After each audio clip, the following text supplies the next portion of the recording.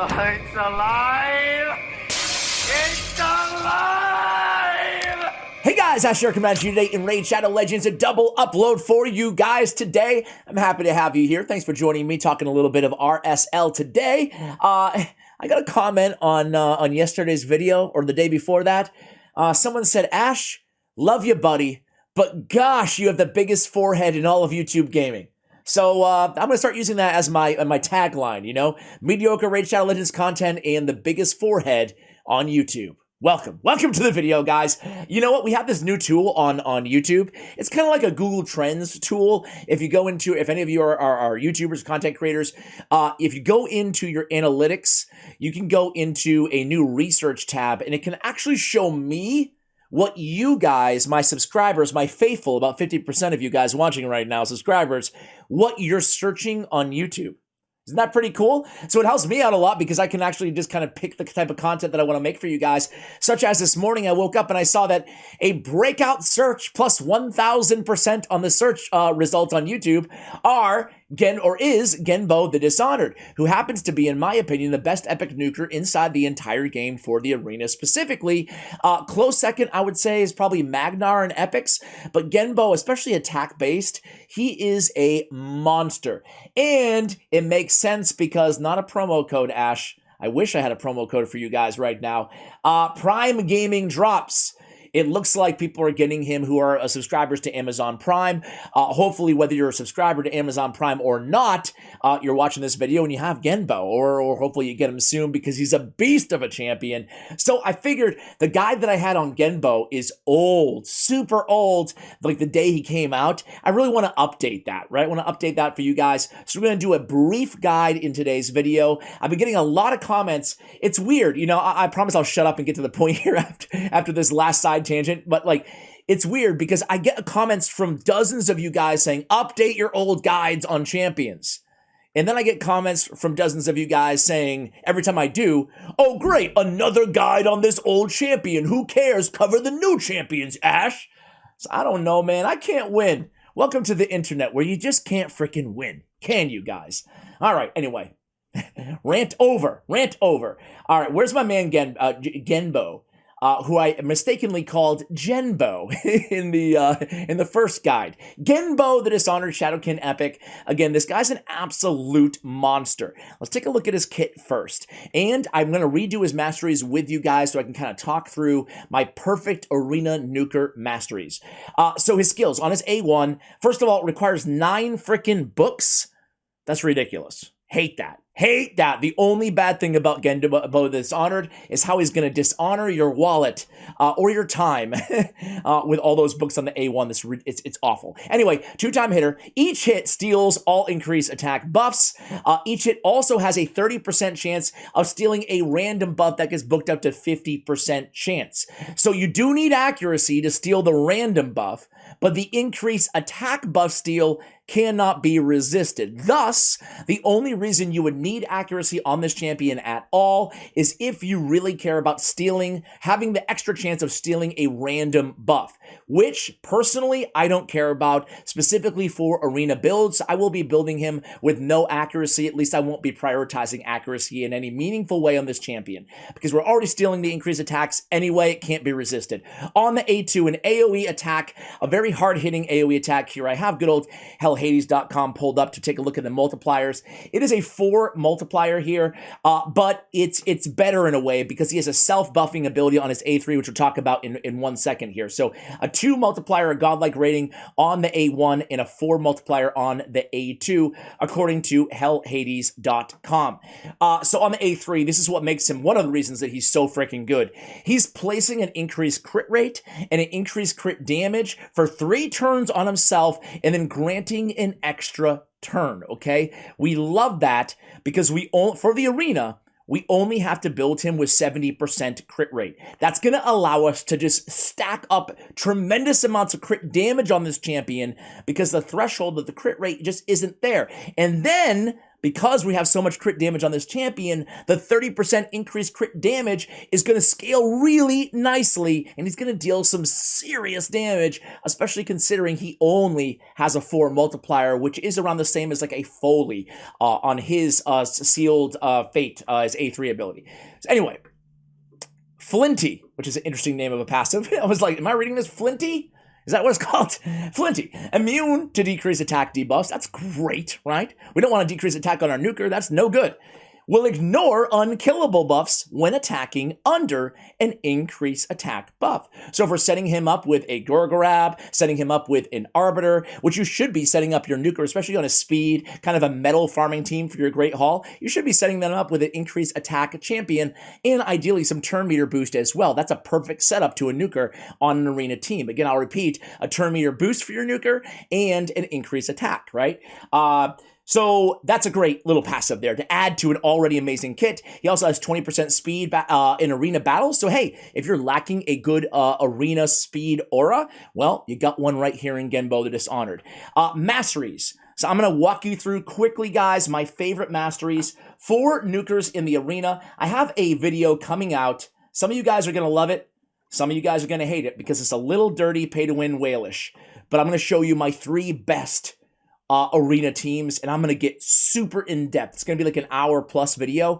We're going to really analyze every build of every 12 champion of my top 3 arena teams, and then after that, I'm going to have a video coming out on my free-to-play speed farming to get a bunch of medals for my Great Hall arena team. So 2 big arena videos coming out in the next, I would say 4 or 5 days, so be on the lookout for those. So because we already have his total stats at 72% on crit rate. See, 72, 285 on crit rate and crit damage here. We already have enough. We hit our 70% bar or threshold, so where he's going to be 100% when you add the increased crit rate to him already. And also, he's void affinity, so we don't have to worry about any weak affinity matchups on a nuker. That's fantastic, okay? So, back to it. We don't need the crit rate, so why get it? Don't need it.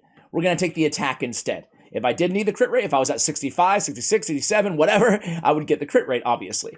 We're going to get Shield Breaker. Increase damage inflicted to targets under shields by 25%. That's a massive damage increase. Definitely pick that up. There's a lot of shields going around in the game right now. Keen Strike, going to be a must-have. That's going to take us to 295 on the crit damage, creeping up on 300. Ruthless Ambush, a must-have. Increased damage inflicted by 8% for the first hit on each enemy. Now, for your arena nuker, the first hit, hopefully, is going to be your only hit. They're going to be dead, so we want that extra 8%. Now, if we have a champion like Cornelia, a champion like Prince Kaimar, setting the table for our nuker, or anybody, I mean, it could be Syl the Drakes, right? Anybody with a stun, sleep, fear, true fear, freeze, petrification, we definitely want Opportunist too. That's another 12% damage increase. Do some quick math here, guys. We're talking about 12% here. We're talking about 8% extra damage there. That's 20% extra damage on the first hit, and we're not even done yet. We're going to pick out single out. That's not that important, but bring it down. Increased damage inflicted by 6% when attacking targets with higher max HP. Well, that's almost always going to be the case because he's a squishy nuker. So that's another 6%. Now we got 26% extra damage. That's really, really big, okay? Don't need to tell you guys. We're going to go ahead and pick up Methodical, increase the damage inflicted by this champion's default skill. Okay, not a game changer, but we're going to come down and pick up Helm Smasher. And this, my friends, is my favorite arena nuker build. You can go with Blood Shield if you want to, or you can pick a different, we'll cover a different option. I don't mind coming down with Blood Shield. I also don't mind picking up Kill Streak there, but I particularly like coming down with Defiant, increase a little bit of resistance here. We want to pick up Improved Parry, decrease the damage received by this champion by 8% when this champion is hit with a critical hit. It's almost always going to be critical hits in PvP. And then it's almost not going to be critical hits, almost always not, in PvE content. So for the arena, we'll pick up Improved Parry. We'll come over here, pick up Bloodthirst, and then we'll come down, pick up Delay Death, and then we're going to come down and pick up Retribution, chance of counterattacking when this champion loses 25% of the max HP from a single enemy skill, and we're going to pick up Deterrence, 20% chance to counterattack when when they apply a stun, sleep, all the CCs to an ally. So these are my personal favorite nuker masteries, no matter who your arena nuker is. Of course, read them all, go with what works for your account. As I always say, never just blindly copy stuff, but those are my faves. Anyway, so now we're at 72, 295, and keep in mind, we're going to be adding another 30% crit damage to this. That's like 90 extra crit damage. That's insane. He's going to hit super hard, guys. We have 4769 on the boots. Now, if I wanted to build him much slower, maybe as a nuker on a go second team, or if I had enough protection, if you have somebody, if you're lucky enough to have like a bunch of bolster sets or a stone skin build, something weird, basically a way to keep him alive in order to go on a slow build, you can go with attack percentage, or if you just have a god-like account with a bunch of speed gear with amazing speed substats and crit damage and crit rate, end game essentially, you can go attack percentage on the boots instead. However, for the vast majority of you guys, I would just go with the speed on the boots. We want attack percentage on the chest. Again, we're looking for crit rate, crit damage, even a crit damage with no extra rolls on it, 5%, it's all going to add up. And keep in mind, he does have that buff too. Crit damage, crit rate on the gauntlets, right? And then we are looking again, crit rate, crit damage. Crit rate, crit damage. And crit damage, trip roll, and crit rate. And I don't have them all glyphed out either here. I purposely tried to not pick any legendary artifacts. Sorry for the helmet. Other than that, though, we went with attack on the banner. We went with crit damage, obviously, on the amulet.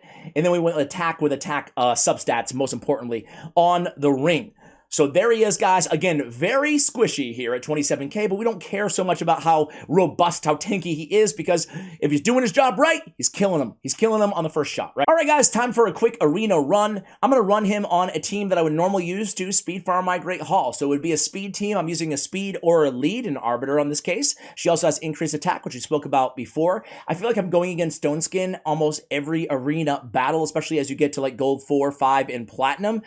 So for that reason, I like running 2 buff removers, the Abyssal Gaze on Kaimar and the Midnight Ritual in Madame Ceres. Both prioritize Genbo. We don't have to do anything in terms of presets either. We're going to start against a kind of tanky team here. They have Arbiter, Krisk, Mithrala, and Valkyrie. You have to be careful of Valkyrie because she could cut us in line with that stupid passive. All right. So we're going to come in here, CC them. Everything's looking good so far. We're going to go ahead and place these debuffs. And again, we don't have to worry about affinity here. We're going to go ahead and let's turn meter boost here. I should have gotten Genbo a little bit faster, but we can actually go, because Arbiter lapped him, if you didn't notice that. But we can go with the A4 and boost him up, even though we're not reviving anybody with Arbiter. Anyway, self-buffing with the A3 coming in here with the Heartless Blitz, and dead, everybody. Thank you very much. Next. Very, very good. All right, let's go against this squad here. UDK, we get Pythion. Dude, I really love Pythion, man. I think he's a beast of a champion. I'd love to do another video on him, but then I think I said pretty much everything I need to say about the dude on my first video that I did on him. Either way, I love him. Love him, man. Him and Nishak and Mighty Uko, like those are some, and UDK, like all these free or fusion champions, I should say, more accessible champions have been amazing. You see that Heartless Blitz, though? You see how much damage he is putting out there, guys?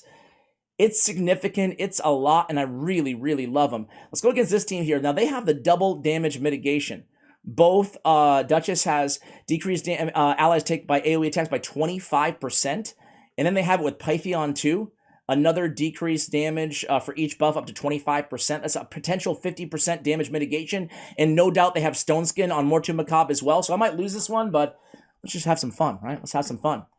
It's fun to try, at least when I'm recording. Normally, if I was like running this team, I might just skip this battle because I'm not sure, you know? Usually I like to know that I'm going to win going into it, but I think it's fun sometimes when we're recording videos to try, at least, right? So we take down Lydia. We don't take down either of their revivers. That kind of sucks. But let's just go A2 here, reduce the duration of some of these buffs. Everything got resisted, of course.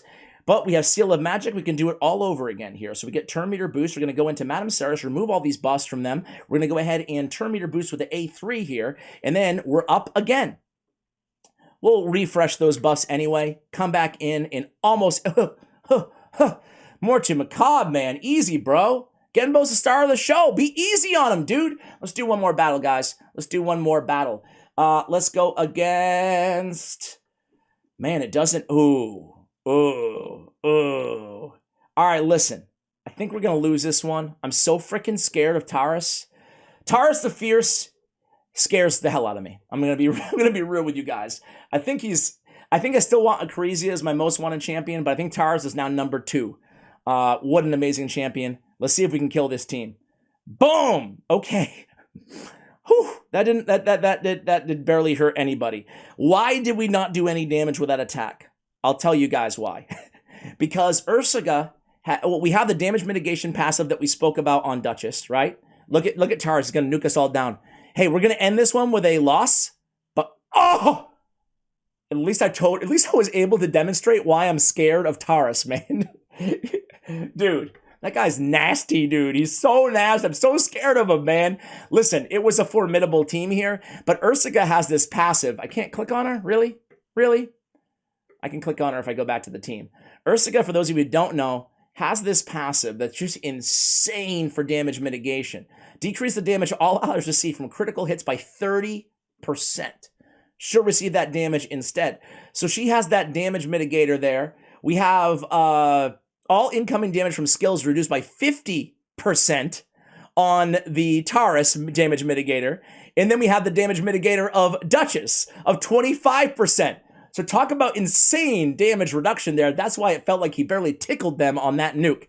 But anyway, guys, hopefully this video has helped you out. We talked about Genbo in the arena in today's video, but I will say, I'm not sure if I said it before, I'm old and I'm losing my memory, I'm losing my mind, but he's really good for a nuker and PvE content as well, and you can kind of run him in the same build, provided you can keep him alive. If he's dying as your nuker in dungeons, in PvE content, Doom Tower Waves, whatever, nothing wrong with sacrificing some attack and putting some HP or defense on his rings, even his chest, his amulet, or his banner as well. So, you know, what good is a nuker if he's dead and he can't do damage for you? Hopefully you've enjoyed this guide, guys. Thank you so much for watching, and as always, take care, guys.